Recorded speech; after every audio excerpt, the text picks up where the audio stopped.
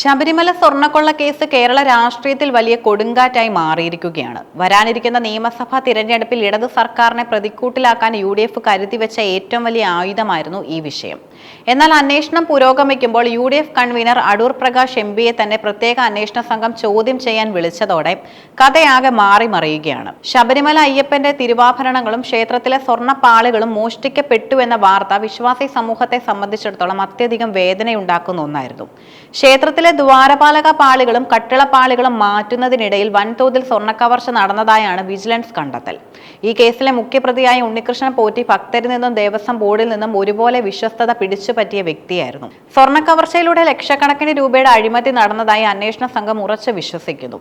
UDF convener Adoor Prakash MPയെ പ്രതിരോധത്തിലാക്കുന്നത് മുഖ്യപ്രതി ഉണ്ണികൃഷ്ണൻ പോറ്റിയുമായി അദ്ദേഹത്തിനുള്ള അടുത്ത ബന്ധമാണ്. ആദ്യഘട്ടത്തിൽ മണ്ഡലത്തിലെ വെറുമൊരു പരിചയം മാത്രമാണെന്ന് അടൂർ പ്രകാശ് അവകാശപ്പെട്ടിരുന്നുവെങ്കിലും പിന്നീട് പുറത്തു വന്ന ചിത്രങ്ങൾ ഈ വാദത്തെ പൊളിക്കുന്നതാണ്. ബംഗളൂരുവിൽ വെച്ച് അടൂർ പ്രകാശിനെ സന്ദർശിച്ച പോറ്റി അദ്ദേഹത്തിന് ഉപഹാരം കൈമാറുന്ന ദൃശ്യങ്ങൾ പുറത്തു വന്നു. ആ സമ്മാനപ്പൊതിയിൽ ഈന്തപ്പഴമായിരുന്നുവെന്നും അത് താൻ അവിടെയുള്ളവർക്ക് അപ്പോൾ തന്നെ വിതരണം ചെയ്തുവെന്നുമാണ് അടൂർ പ്രകാശിന്റെ വിശദീകരണം.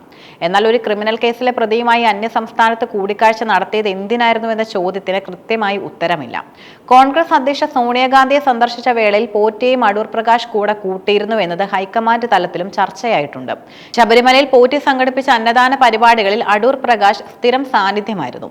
2017 ജനുവരിയിൽ നടന്ന സദ്യ ഉദ്ഘാടനം ചെയ്യാൻ അടൂർ പ്രകാശിനെ ശബരിമലയിൽ എത്തിച്ചത് പോറ്റി നേരിട്ടാണ്. അന്നദാനത്തിന്റെ മറവിൽ ഭക്തരിൽ നിന്ന് ലക്ഷക്കണക്കിന് രൂപ പോറ്റി പിരിച്ചെടുത്തതായി ദേവസ്വം വിജിലൻസ് കണ്ടെത്തിയിരുന്നു. മുഖ്യപ്രതിയുമായുള്ള ചിത്രങ്ങളും സാഹചര്യ തെളിവുകളും അടിസ്ഥാനമാക്കിയാണ് SIT അടൂർ പ്രകാശിനെ ചോദ്യം ചെയ്യുന്നത്. പോറ്റി നടത്തിയ സ്വർണ്ണക്കവർച്ചയിലൂടെ ലഭിച്ച പണം രാഷ്ട്രീയ നേതാക്കൾക്കോ മറ്റോ കൈമാറിയിട്ടുണ്ടോ എന്നതാണ് അന്വേഷണ സംഘത്തിന്റെ പ്രധാന സംശയം. അന്ന് പോറ്റി ഒരു കാട്ടുകള്ളനാണെന്ന് അറിയില്ലായിരുന്നുവെന്ന അടൂർ പ്രകാശിന്റെ പ്രതിരോധം നിയമപരമായി എത്രത്തോളം നിലനിൽക്കുമെന്നത് കാത്തിരുന്ന് കാണേണ്ടതാണ്. പൊതുപ്രവർത്തകർ തങ്ങളുടെ അടുപ്പക്കാരുടെ പശ്ചാത്തലം പരിശോധിക്കാതെ അവർക്ക് രാഷ്ട്രീയ സംരക്ഷണം നൽകുന്നത് വലിയ വീഴ്ചയായാണ് വിലയിരുത്തപ്പെടുന്നത്. ഈ വിവാദം കേവലം UDFൽ മാത്രം ഒതുങ്ങുന്നില്ല എന്നതാണ് വസ്തുത. CPM നേതാക്കളായ കടകംപള്ളി സുരേന്ദ്രൻ, രാജു എബ്രഹാം, CPI നേതാവ് K രാഘവൻ എന്നിവരും പോറ്റിയുമായി സഹകരിച്ചിരുന്നതിന്റെ തെളിവുകൾ പുറത്തു വന്നിട്ടുണ്ട്. പോറ്റിയുടെ വീട്ടിൽ ചടങ്ങിന് പോയത് അസ്വാഭാവികമല്ലെന്നും പിതാവിന്റെ സ്മരണാർത്ഥം നടന്ന ചടങ്ങിലായിരുന്നു താൻ പങ്കെടുത്തതെന്നുമാണ് കടകംപള്ളി പറയുന്നത്. പ്രതികളെ സംരക്ഷിക്കുന്ന കാര്യത്തിൽ ഇരു മുന്നണികൾക്കും ഒരുപോലെ വീഴ്ച വരുത്തിയെന്ന ആക്ഷേപം BJP പോലുള്ള പാർട്ടികൾക്ക് വലിയ ആയുധമാകും. സ്വർണ്ണക്കൊള്ള അന്വേഷണത്തിൽ നിന്ന് രക്ഷപ്പെടാൻ പ്രമുഖ നേതാക്കൾ പരസ്പരം സഹായിക്കുകയാണോ എന്ന സംശയം ജനങ്ങൾക്കിടയിലുണ്ട്. 110 ദിവസത്തെ ജയിൽവാസത്തിന് ശേഷമാണ് ഒന്നാം പ്രതി ഉണ്ണികൃഷ്ണൻ പോറ്റി ജാമ്യത്തിൽ ഇറങ്ങിയത്. 90 ദിവസത്തിനുള്ളിൽ കുറ്റപത്രം സമർപ്പിക്കാൻ പോലീസിന് കഴിയാത്തതാണ് ഇയാൾക്ക് സ്വാഭാവിക ജാമ്യം ലഭിക്കാൻ കാരണമായത്. ഈ കാലതാമസം ഉന്നതതല ഇടപെടൽ മൂലമാണെന്ന ആക്ഷേപവും ശക്തമാണ്. മുരാരി ബാബു, ശ്രീകുമാർ, സുധീഷ് എന്നീ കൂട്ടുപ്രതികൾക്കും ഇതിനോടകം തന്നെ ജാമ്യം ലഭിച്ചിട്ടുണ്ട്. തിരഞ്ഞെടുപ്പ് അടുത്ത ഘട്ടത്തിൽ ശബരിമല സ്വർണ്ണക്കൊള്ള ഒരു രാഷ്ട്രീയ ബോംബായി മാറിയിരിക്കുകയാണ്.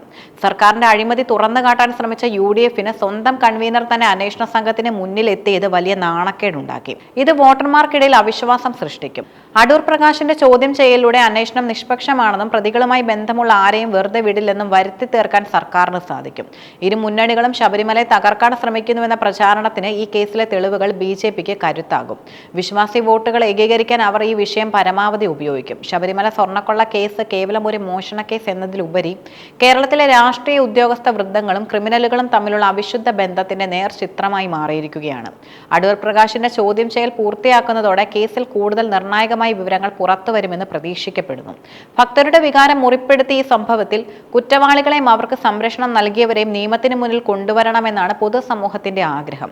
തിരഞ്ഞെടുപ്പ് ഫലത്തെ സ്വാധീനിക്കാൻ പോകുന്ന ഏറ്റവും വലിയ ഘടകമായി ഈ വിവാദം വരും ദിവസങ്ങളിൽ ജ്വലിച്ചു നിൽക്കും.